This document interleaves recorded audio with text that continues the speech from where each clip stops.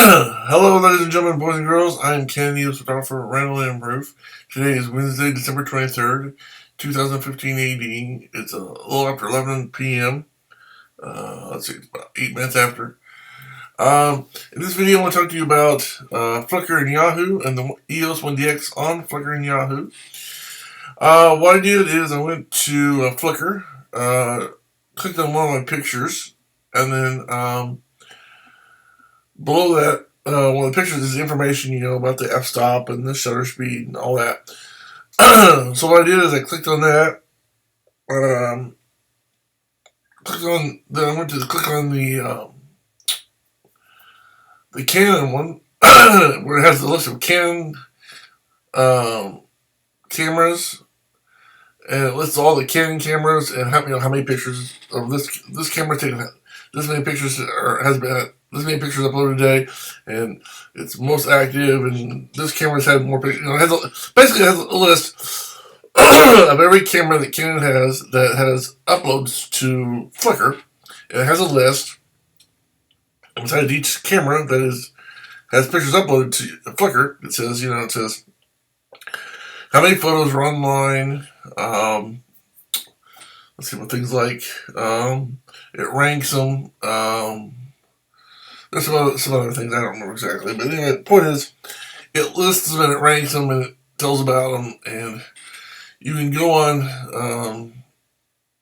Flickr and come to this page that you see right here before you, and this is under their camera finder. This is the 1DX, obviously, and you go to that list that Flickr has of all the Canon cameras.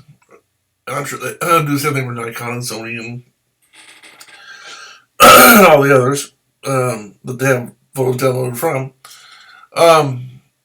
But it tells about each camera, and I thought it would be interesting to make a little video about what Flickr has to say about the 1DX. Now, what I found interesting, more than what they say about the 1DX, is the fact that there was no 1DC photos. There were no photos from the EOS-1DC. None.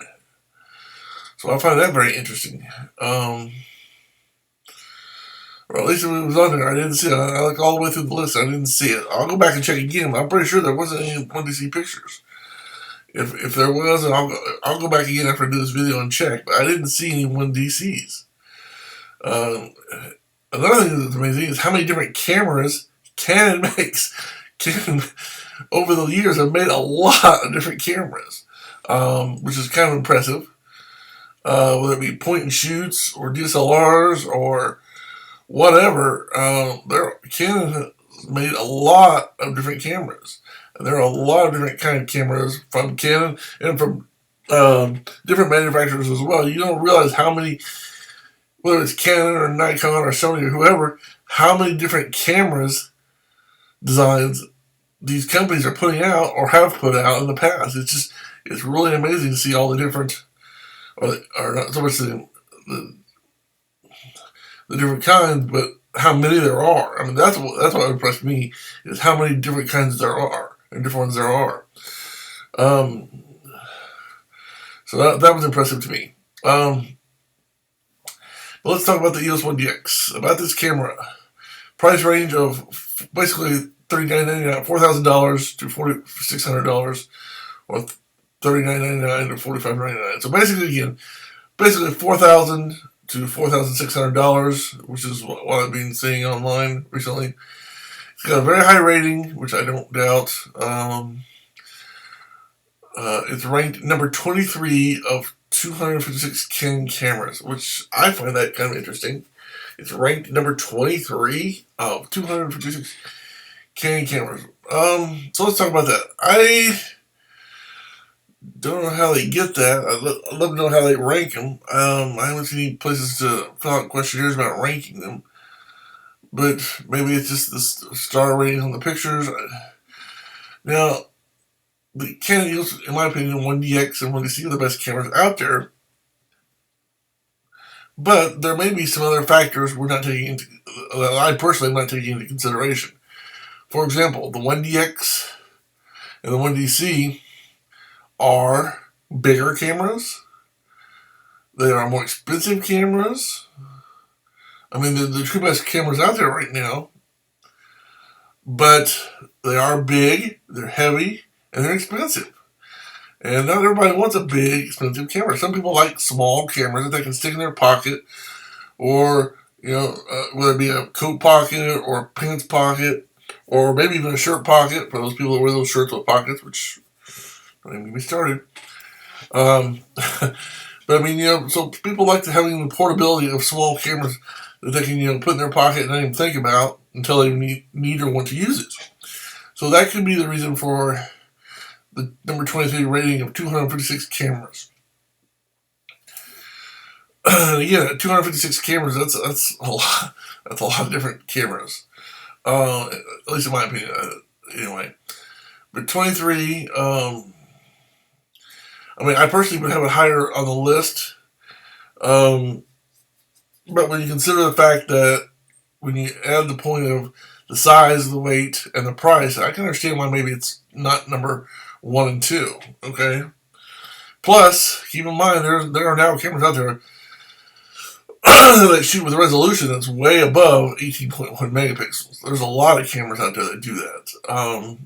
They don't have the high ISO and the low noise as the 1DX and the 1DC, but they shoot with a lot more megapixels. The 5DS and 5DSR shoot with over 50 megapixels. So there's cameras out there that shoot with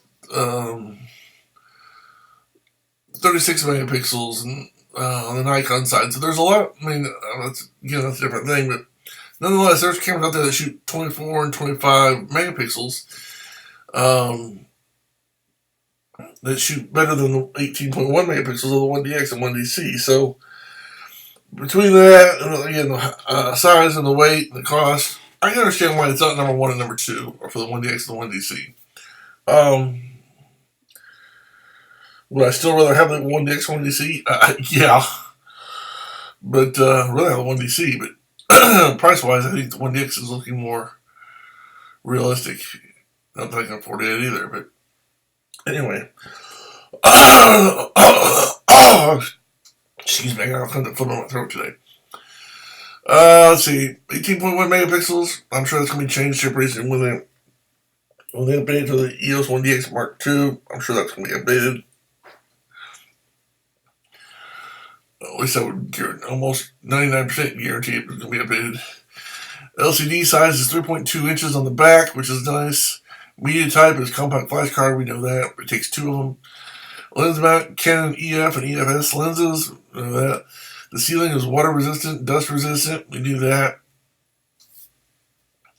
Over here, based on the number of users, you can see on the upper right here, you can see the usage for the year, which kind of weird. I don't really understand why in certain places. I mean, I don't know what factors make camera usage go up and down at certain points. I mean, in the first part of the year, it's pretty high, and then it goes down, and it comes up and down, up and down, up. And as the year gets older, it gets less and less. So I don't know if people maybe by the end of the year they're tired of carrying around heavy cameras and they're going to their smaller cameras that they just fit in their pocket. I don't know. Maybe they're switching to a different camera. Maybe I don't know. I mean, maybe they're just not taking as many pictures. There's not as much going on. I don't know. I would think this slow down here toward the end of the year. I mean, this is probably Thanksgiving and Christmas time. I would think this would be the high point of the year as far as photography. Would be, Thanksgiving and Christmas.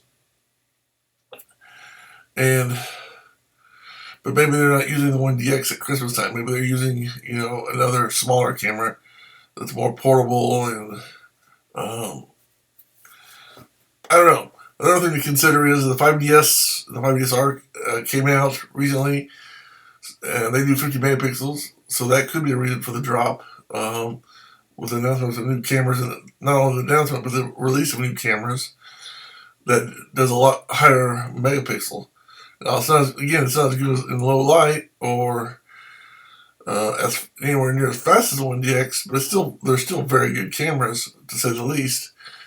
And the resolution is drastically higher, a lot higher. So a lot of people maybe either switching or using those cameras instead of the 1DX or 1DC, or in this case, 1DX.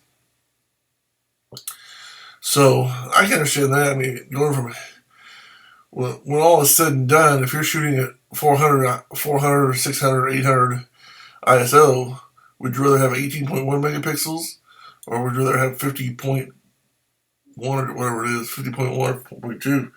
Obviously, you'd rather have 50.2 because the resolution is going to be so much better.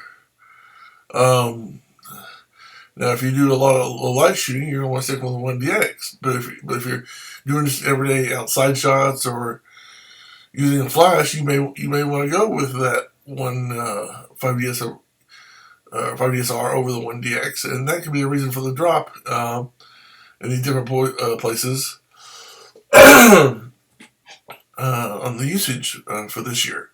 I mean, I'm sure there's all kinds of facts and considerations. If you knew the truth, I'm sure that's true. I mean, there could be things really not even related to photography that could or probably does affect how this goes up and down. But based on photography, I'm just throwing out some ideas that are possible suggestions of why these are going up and down. You would think with the price going down, well, I think I say that, but then I'm not quite sure. See, towards the end of the year, it's going down, and I don't know. I mean, I would think with the price going down, there'd be more people getting the camera. But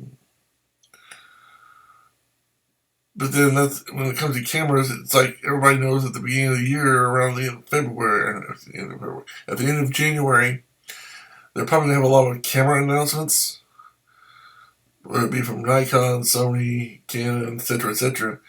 They have a lot of photo conventions, and around middle of January to the end of January, they normally have a lot of new camera announcements. So there may be a lot of people that are waiting for that, and that could affect, theoretically, in some ways, could affect usage of the 1DX. Another thing could be, when you go to your relatives or friends and families, you don't want to take your high-end camera. You may just want to take a pocket camera or a smaller DSLR. You don't want to drag out your very expensive camera, professional high-end. You may just want to take point and shoot or a small DSLR. You know what I'm saying? Something you can either put in your pocket or maybe have like a little camera case with a strap you wrap around your neck and your shoulders or something. So there's lots of possibilities for this going down. I would love to have the 1DC. That would be my first choice, and the 1DX again is my second choice. But it's a price point around $4,000 right now. So again, I don't have it, but if I did, this would be the 1DC again would be my first choice, and the 1DX would be my second choice. Of course, the 1DC is now basically twice the price of the 1DX. So you can almost get two 1DXs for the price of one 1DC. So realistically, unless I win a lot of money in the lottery, 1DX would be more like a camera for me to get, even though I prefer to have the 1DC and have that 4K. So I think I am excited and curious to find out what they're going to have next year in those photo shows at near the end of January, because the rumors of the 1DX Mark II being announced is out there. And in fact, there's rumors that the people who do testing for the 1DX Mark II have been seen out in the field on safari doing just that, testing the 1DX Mark II to make sure everything's good and working great. And so they can have feedback on the cameras in real world situations. So that's good news. So yeah, more than likely in January. In January, we're gonna have some announcements. So again, that's probably part of the reason it's going down. It could not be. I don't know. I mean, I'm just speculating. I don't have all the facts, to say the least. But the 1DX and the 1DC are both great cameras. I would love to own the 1DC first and the 1DX second. But right now I just can't afford it. So what do? I sit here and talk about it and make videos about it for YouTube. Hopefully you've enjoyed this video and some of my ramblings about the 1DX and the 1DC. And maybe you'll end up buying one if you haven't already. If you've already got one, I'm jealous. I'll say it. If you've already got one, I'm very jealous. So until next time, I'm Canon EOS-1D for RandallMRueff. Thanks for watching. Have a good day. May God bless you. As always, no matter what kind of camera you have, keep taking those pictures. Bye.